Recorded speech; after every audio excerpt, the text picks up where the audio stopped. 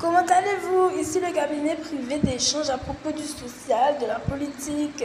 Nous sommes venus en observation à Saint-Denis de manière pacifique à propos de dire sur la population d'Afrique et des Antilles qui aime vous fréquenter, la ville de Saint-Denis. Je vous remercie.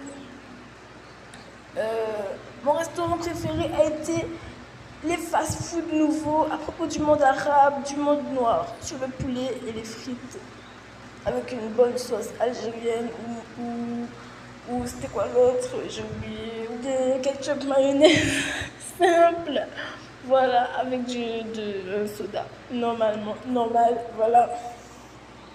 Simple et efficace pour les gens pressés qui travaillent beaucoup. Moi, je suis composée comme ça. Voilà, je vous donne mon astuce comme ça. Par exemple, entre deux voyages, malgré moi, j'ai voyagé un peu en métropole, même si ça fait un peu cage de voyager en métropole. Mais bon, j'ai su un peu entre les 7 côtés droit comme ça. Ça fait un peu cage, j'avoue. Mais j'ai quand même voyagé. Alors, entre deux voyages, eh bien, je prenais un fast-food arabe, genre juste un plateau de frites, et j'étais très contente. Ça aurait pu être une assiette de pommes de terre avec une sauce dessus. Ça m'aurait aussi satisfaite. En plus, j'essayais d'être dans ces super affaires d'évolution, de végétarien et tout. Alors c'était vraiment intéressant. Comme la pomme de terre, c'est nourrissant. J'essayais de penser aux Belges et tout ce qui me motivait à manger un peu froidement et tout. Les gens disaient que la nourriture des autres pays, ça pouvait être intéressant parce que je suis aussi africaine et qu'il faisait froid en France et qu'il fallait un peu se motiver et pour manger, tu vois, de la crème dessus et tout. Alors j'essayais d'entendre souvent qu'il y avait les pays du Nord et tout qui mangeaient de la crème dessus, du fromage, des lardons et ça me motivait à manger un peu doucement comme ça. Voilà que il y a la spécialité des frites dans un certain pays et tout, que tout le monde dit que c'est la spécialité, donc ça veut dire qu'il y a vraiment quelque chose qui fait que un plat simple, ça ravit. Alors j'étais obligée d'un peu essayer. Voici notre Instagram. Nous avons pu observer des Antillais ingénieurs qui vivaient à Saint-Denis. C'est par exemple mon frère qui nous a montré sa vie à la ville de Saint-Denis, qui est réputée pour accueillir les Antillais, les Africains. Donc mon frère avait des amis à Saint-Denis, il invitait sa famille, il avait sa vie à Saint-Denis, comme ses amis là-bas. Donc il prenait le métro et tout, des choses comme ça, il prenait le RER, il allait à son travail chaque jour comme ça. Comme ses amis des Antilles là-bas, comme ils m'ont montré qu'il prend le métro chaque jour avec ses amis, par exemple. Donc, ils étaient assez rangés, entre guillemets, par là, à Saint-Denis, et ils s'amusaient très bien. C'est ce qu'ils m'ont montré. Même d'autres membres de la famille sont venus, j'ai observé cela. Et tout s'est passé très bien, même le Noël, c'était avec ses amis à Saint-Denis. Ils ont trouvé un boucher, celui d'en face du carrefour, et ils ont transformé, l'événement spécialement en mode c'est une fête antillaise. Donc ces amis antillais sont venus et ils ont mangé une dinde géante et ils se sont bien amusés à Saint-Denis.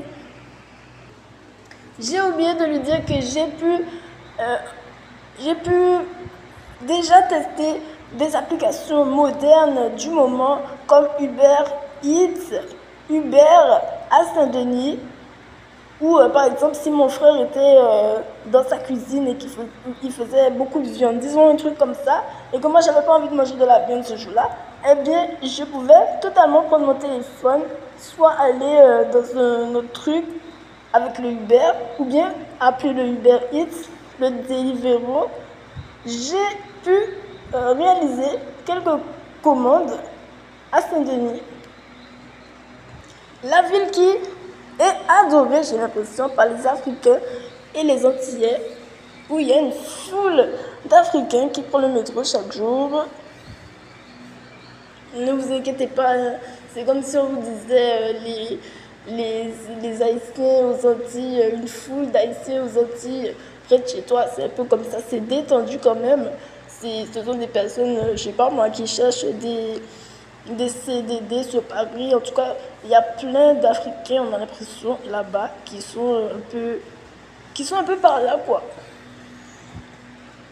On n'aurait pas tellement dit, peut-être qu'il y en a, hein, mais on n'aurait pas tellement dit des personnes de l'administration, par exemple, comme on voit des fois aux Antilles, les Africains là qui sont haut placés. On n'aurait pas toujours dit cela et ça fait un peu du bien.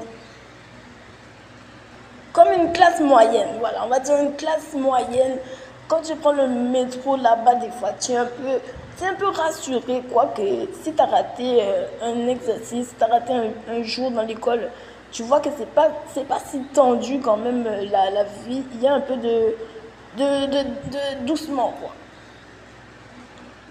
Donc après ça, j'ai été rassurée pour savoir que il y a une ville à Paris, aux environs de Paris, qui est fréquentée par les Antillais, fréquentée par les Africains, qui sait aussi être desservie quand ils sont là-bas, quand ils sont en métropole, avec des applications modernistes, dans des villes un peu qui les accueillent. Donc c'est pas seulement du semblant dans des bâtiments qui accueillent des Africains et des Antillais, c'est aussi une profondeur et ça m'a rassurée pour mieux parler de ces applications aux Antilles, les proposer plus, d'être plus rassurée avec ces applications aux Antilles.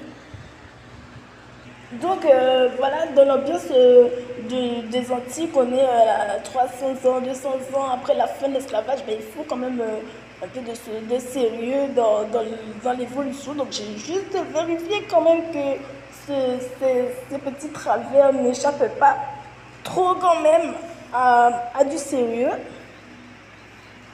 Et maintenant, j'ai appelé Uber Eats aux Antilles. J'ai proposé sur les réseaux sociaux de savoir si tout le monde était prêt pour mettre Uber Eats aux Antilles. J'ai déjà commandé Uber Eats aux Antilles récemment.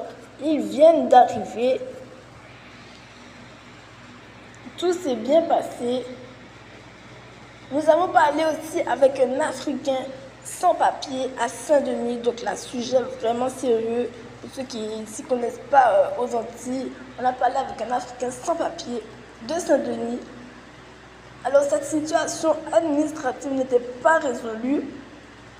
Il nous en a parlé comme une personne, disons, vous êtes à Montpellier, vous voyez des étudiants, vous êtes étudiant vous-même, et vous entendez des histoires, quoi. Vous entendez que les gens sont sans papier, les gens vont à l'école, ils sont peut-être sans papier, ils vont chez leurs 10 amis dans une improvisée colocation. C'est ça qui vous interpelle au sein de la discussion, vous rentrez dans la discussion. Donc voilà, donc on en a pris des notes en tant qu'intéressé à ces concepts à propos des Africains, des Antillais, et qu'on est né à Pointe-à-Pitre. Donc on a dû se forcer un petit peu à écouter les personnes qui nous ont raconté leur histoire à propos d'être un Africain sans papier à Paris. En plus, je vous dis, quand vous voyez Saint-Denis, franchement, vous voyez le matin, ça vous fait pas rigoler quand même de savoir que les gens sont au travail là-bas et puis vous voyez des gens qui sont sans papier. Ça vous fait pas rire, ça vous effraie un petit peu de savoir ça parce que vous voyez que tout le monde va au travail le matin, c'est pas une blague. Il y a un silence aplati. Et quand tu regardes dehors, tu vois plein de gens passer, plein de gens marchaient vers le métro et tout. Ça te fait un petit peu sursauter de savoir que ben, y a des gens qui ont une situation qui est un petit peu grave pour eux-mêmes, sachant qu'ils doivent trouver une situation, ils doivent trouver une démonstration en face à un patron, des choses comme cela, comme tout le monde dans la vie. Donc ça vous fait réfléchir. J'espère que vous allez entendre ce témoignage, vous qui êtes des Antilles. Et donc, je disais juste à Saint-Denis que je suis allée observer cela et que j'ai rapporté cela aux Antilles comme expérience, comme un témoignage pour que nous nous enrichissons à propos de nous-mêmes, de notre famille limite, famille numéro 2 des Africains à Paris, qui nous concerne aussi. Très intéressant. J'espère que si vous rencontrez des Africains qui vous racontent une histoire, mais vraiment une histoire que ça va vous réveiller, ça va vous secouer pour que vous fassiez des affaires, des Antillais. Donc, j'ai retenu qu'on peut être un Africain qui n'a pas de situation. Je ne sais pas si vous comprenez ce que je veux dire, mais être un Africain qui te dit qu'il n'a pas de situation, il te regarde dans les yeux et tout, et il te dit personne ne me connaît dans le papier. Ça fait bizarre parce que ce n'est pas normal. Voilà, ce n'est pas normal d'être le noir qui n'a pas de reconnaissance et tout ça. Je me suis comprise. Donc je savais déjà qu'il y avait une bonne population africaine en métropole, qui vient travailler en métropole. Tout le monde connaît Dadju, Maître Gims, Aya Nakamura, tout le monde les connaît. Donc je savais qu'il y avait une population qui vient travailler en France, qui vient d'Afrique. Donc c'était intéressant pour moi d'en savoir plus à ce sujet. Mais je vous lance cette balle de football, de cricket, ce que tu veux, les Antillais pour, si un jour tu vas en France, avoir cette histoire entre deux marshmallows, non je rigole, des marshmallows, d'huile de la gare, de maïs grillé, enfin bref. Et donc voilà, je vous remercie, Saint-Denis.